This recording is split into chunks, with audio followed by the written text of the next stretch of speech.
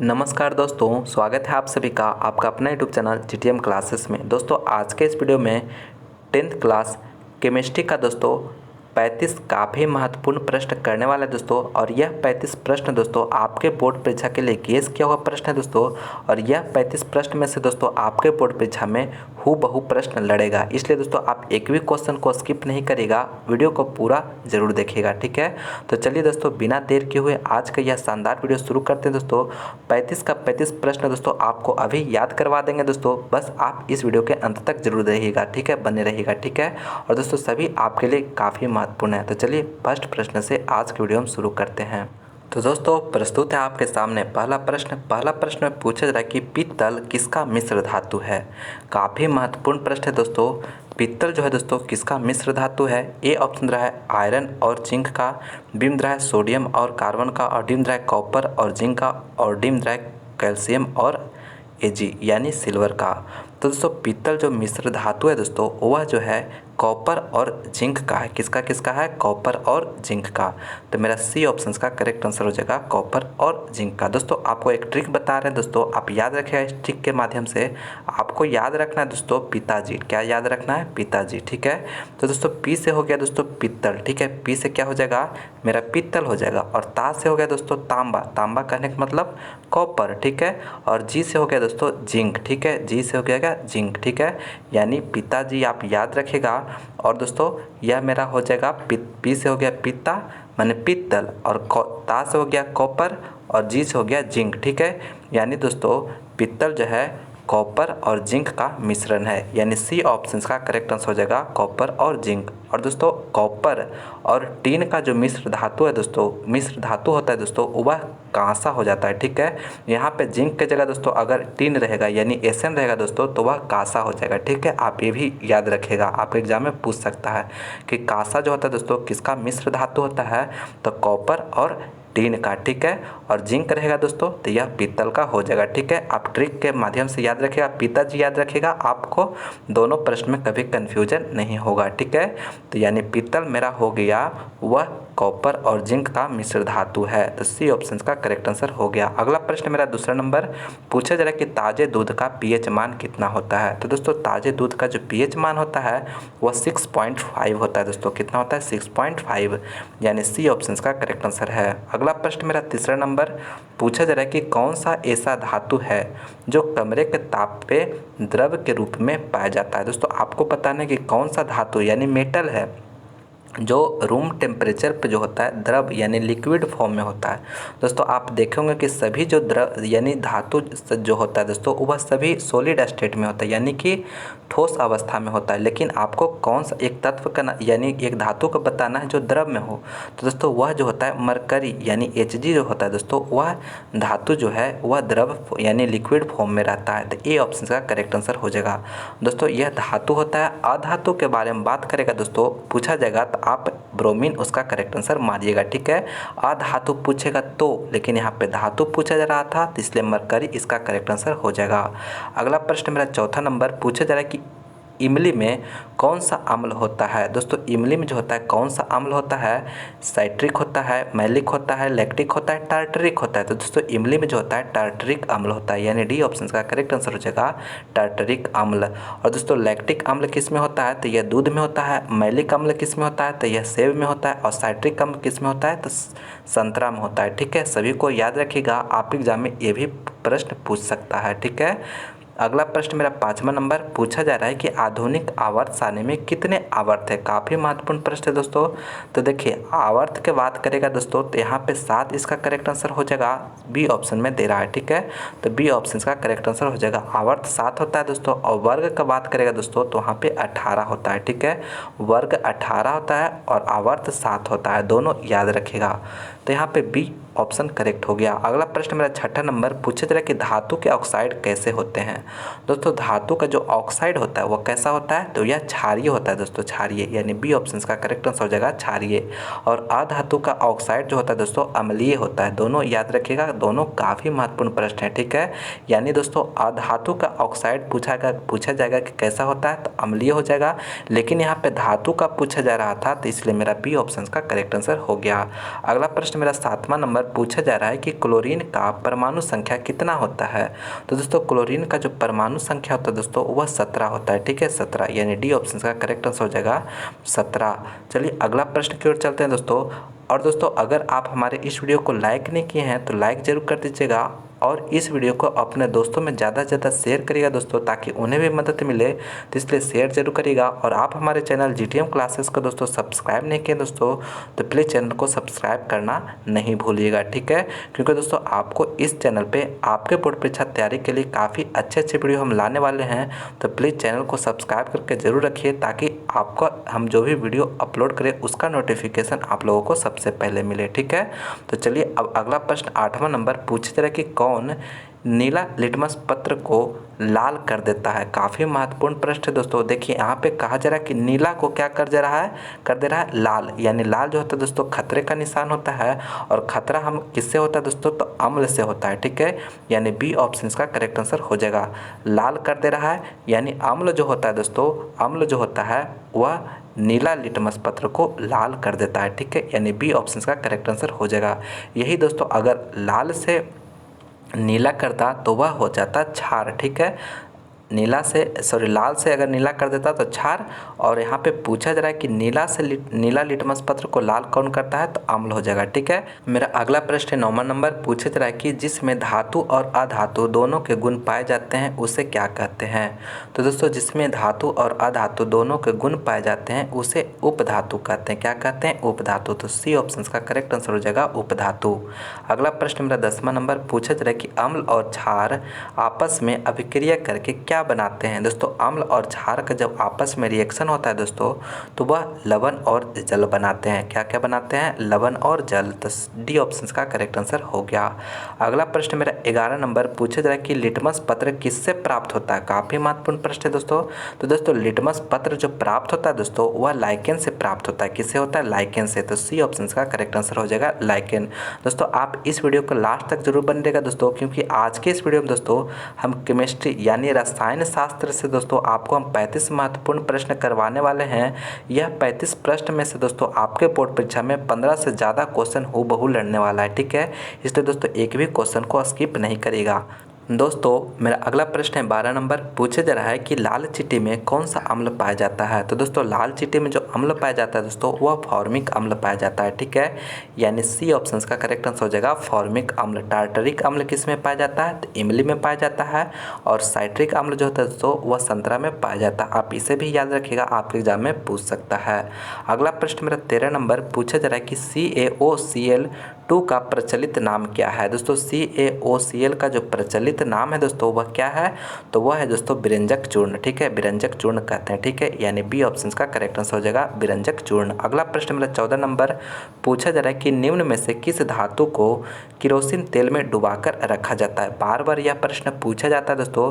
तो कौन सा धातु है जो केरोसिन तेल में डुबा के रखा जाता है, तो वह सोडियम। दोस्तों सोडियम को जो है केरोसिन तेल में डुबा कर रखा जाता है। तो बी ऑप्शन का करेक्ट आंसर हो जाएगा सोडियम। अगला प्रश्न मेरा 15 नंबर पूछा जा रहा है कि बेंजीन का अणुसूत्र क्या होता है। दोस्तों बेंजीन का जो अणुसूत्र होता है दोस्तों वह क्या होता है, वह C6H6 होता है। ठीक है, यानी बी ऑप्शन का करेक्ट आंसर हो जाएगा C6H6। अगला प्रश्न मेरा 16 नंबर पूछा जा रहा है कि रक्त का pH मान कितना होता है। काफ़ी महत्वपूर्ण प्रश्न है दोस्तों।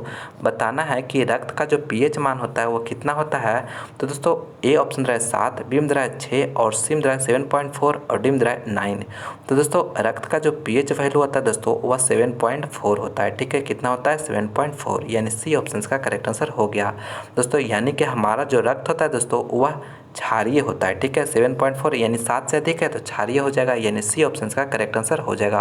और दोस्तों 7 किसका होता है, तो यह शुद्ध जल का pH मान जो होता है दोस्तों वह 7 होता है। ठीक है, आप इसे भी याद रखिएगा। और दोस्तों एक याद रखिएगा दोस्तों, नींबू का रस का जो pH मान होता है दोस्तों कितना होता है, 2.2 होता है। ठीक है, आप इसे भी याद रखिएगा। नींबू का रस का जो होता है दोस्तों pH मान 2.2 होता है। चलिए अगला प्रश्न मेरा 17 नंबर पूछा जा रहा है कि किस धातु को चाकू से काटा जा सकता है। दोस्तों कौन सा धातु को चाकू से काटा जा सकता है, सोडियम को, आलू को, लोहा को, इनमें से कोई नहीं। तो दोस्तों सोडियम को जो है धातु मैंने जो है सोडियम धातु है उसे चाकू से काट सकते हैं। ठीक है, यानी ए ऑप्शन का करेक्ट आंसर हो जाएगा सोडियम। अगला प्रश्न मेरा 18 नंबर पूछा जा रहा है कि पारे का अयस्क है। दोस्तों पारे का जो अयस्क है दोस्तों वह कौन है? बॉक्साइड है, हेमेटाइट है, मैग्नेटाइट है या सिनेवार है? तो दोस्तों पारे का जो अयस्क है दोस्तों वह सिनेवार होता है। ठीक है, सिनेवार यानी डी ऑप्शन का करेक्ट आंसर हो जाएगा सिनेवार। ठीक है दोस्तों, बॉक्साइड जो है दोस्तों एल्युमिनियम का होता है और हेमेटाइट दोस्तों वह आयरन का होता है और मैग्नेटाइट भी आयरन का होता है। ठीक है, आप इसे भी याद रखिएगा। अगला प्रश्न मेरा 19 नंबर पूछा जा रहा है कि निम्नलिखित में से किसका उपयोग खाना पकाने वाले ईंधन में नहीं होता है? दोस्तों कौन सा जो ईंधन है, गैस है, उसका जो है खाना पकाने में यूज नहीं किया जाता है। ठीक है, तो दोस्तों CNG को जो है खाना पकाने के लिए जो है ईंधन के रूप में प्रयोग नहीं किया जाता है, यानी डी ऑप्शन का करेक्ट आंसर हो जाएगा। बाकी जो दिया हुआ ऑप्शन दोस्तों यह सभी को मैंने ईंधन के रूप में खाना पकाने में यूज किया जाता है। ठीक है, मेरा अगला प्रश्न है दोस्तों 20वां नंबर पूछा जा रहा है कि क्षारीय विलयन का pH मान होता है। ए ऑप्शन है 7, बी में 7 से कम और सी में 7 से अधिक, डी में इनमें से कोई नहीं। तो दोस्तों क्षारीय विलयन का जो pH मान होता है वह 7 से अधिक होता है। ठीक है, 7 से अधिक, तो सी ऑप्शन का करेक्ट आंसर हो जाएगा 7 से अधिक। और 7 से कम जो होता है दोस्तों वह अम्लीय विलयन का होता है और 7 जो होता है दोस्तों वह उदासीन विलयन का होता है। ठीक है, ये भी याद रखिएगा। अगला प्रश्न मेरा 21 नंबर पूछा जाए कि CFC का पूरा नाम क्या है? दोस्तों CFC का जो पूरा नाम होता है दोस्तों वो क्या है? तो क्लोरोफ्लोरोकार्बन होता है। ठीक है, सी ऑप्शन का करेक्ट आंसर हो जाएगा क्लोरोफ्लोरोकार्बन। और दोस्तों क्लोरोफ्लोरोकार्बन के कारण ही दोस्तों हमारे ओजोन जो परत है दोस्तों वह लगातार क्षय होते जा रहा है। ठीक है, और यह जो है दोस्तों CFC जो होता है गैस कहाँ से निकलता है दोस्तों? तो यह जो होता है रेफ्रिजरेटर वगैरह से, AC वगैरह से यह गैस निकलता है ज़्यादा मात्रा में। ठीक है, तो यहाँ पे सी ऑप्शन का करेक्ट आंसर हो जाएगा, इसका फुल फॉर्म क्लोरोफ्लोरोकार्बन होता है। अगला प्रश्न मेरा 22 नंबर पूछा जाए कि C6H6 का आणविक द्रव्यमान होता है। दोस्तों C6H6 का जो आणविक द्रव्यमान होगा दोस्तों वह क्या होगा? तो देखिए दोस्तों यह मेरा बेंजीन है, तो बेंजीन का जो आणविक द्रव्यमान होता है तो सी मेरा जो है दोस्तों यह कार्बन 6 होता है, यानी कार्बन यह है और इसका मेरा एटॉमिक नंबर जो होता है वह 12 होता है और यह H है तो इसका कितना होता है? तो ये 1 होता है। इसका एटॉमिक मास, सॉरी नंबर नहीं मास दोस्तों। ठीक है, यानी द्रव्यमान।